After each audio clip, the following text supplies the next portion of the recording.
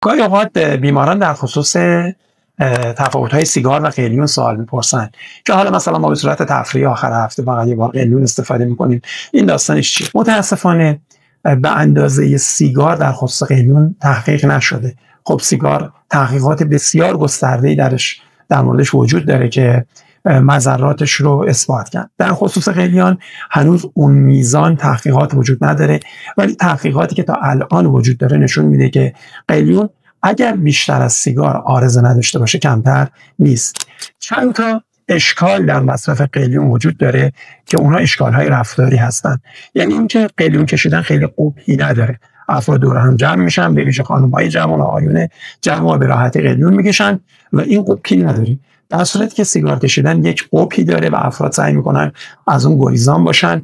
این طبیعتا باعث میشه که مصرف قلیان بالا بره. عوارض قلیون بر روی بیماری‌های ریوی، بر روی ریه و قلب اثبات شده هست و هیچ عنوان توصیه نمیشه که افراد از سمت سیگار به سمت قلیون برن یا از سمت قلیون به سمت سیگار.